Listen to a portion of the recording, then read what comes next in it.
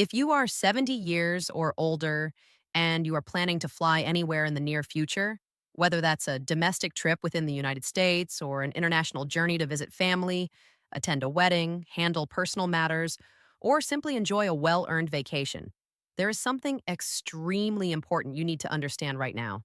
Beginning in 2026, a new wave of airport security, identification, and passenger verification rules will be fully enforced, and these changes could directly impact your ability to board a flight if you are not properly prepared. These are not small updates, and they are not optional. They represent a fundamental shift in how air travel is regulated in the United States and how travelers, especially older adults, are screened, verified, and approved to fly. Many seniors assume that because they have traveled for decades without issues, nothing significant will change for them. Unfortunately, that assumption could lead to serious problems at the airport, including long delays, missed flights, or even being denied boarding altogether. My name is James.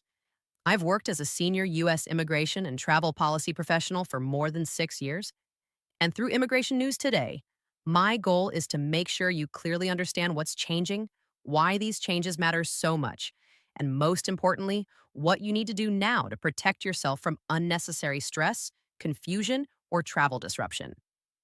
I strongly encourage you to stay with me until the end of this video because the information I'm about to share could genuinely make the difference between a smooth, stress-free airport experience and a travel nightmare the next time you head to the airport. Many of you watching this have flown countless times in your life.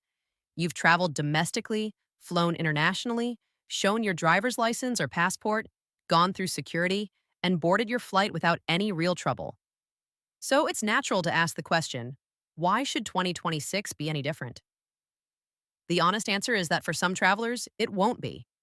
But for many seniors, especially those who haven't updated their documents or kept up with recent policy changes, 2026 could bring unexpected obstacles.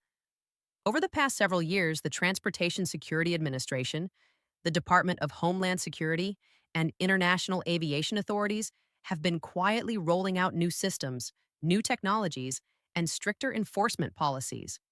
While these measures are designed to enhance national security and streamline passenger verification, they also introduce new requirements that can disproportionately affect older travelers if they are not prepared. As of now, the TSA, working closely with DHS and airline partners, has finalized a series of updated travel rules that apply to all passengers but carry particular consequences for seniors. These changes reflect a broader push towards standardized identification, biometric verification, and pre-screening of passengers before they even arrive at the airport.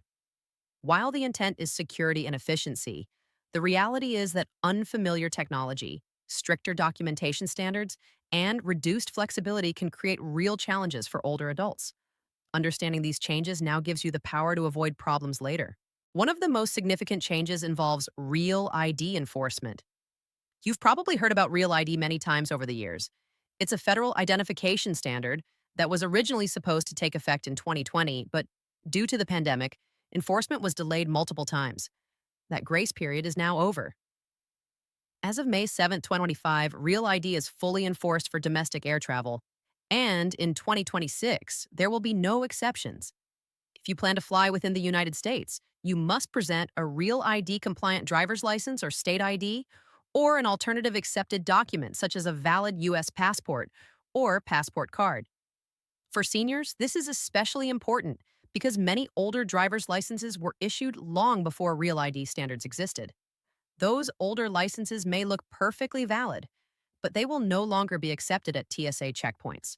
If you arrive at the airport with a non-Real ID license in 2026, TSA officers are required to deny you access to the security checkpoint. It doesn't matter if you've used that same license for years or even decades.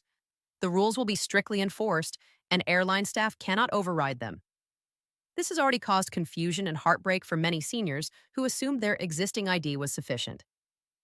That's why it's absolutely critical to check your identification now and make sure it meets the Real ID standard before your next trip. International travel brings its own set of expanded requirements. While passports have always been required for international flights, what's changing in 2026 is how passenger information is collected, verified, and shared before you even reach the airport. Airlines are now required to transmit detailed passenger data to government agencies in advance of departure. This means that any discrepancy, an expired passport, a name mismatch, or incomplete information can trigger a red flag long before boarding begins. Seniors are particularly vulnerable to these issues because many travel with passports that are close to expiration or have name variations due to marriage, divorce, or personal preference. Even something as small as a missing middle name or a formatting difference between your airline ticket and your passport can result in delays, additional questioning, or denial of boarding. Once a passenger is flagged, resolving the issue can take hours and may not be possible in time to make the flight. This is why it's no longer enough to simply show up at the airport and hope for the best.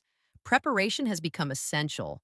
Another major change in 2026 involves updated security screening procedures for passengers aged 70 and older.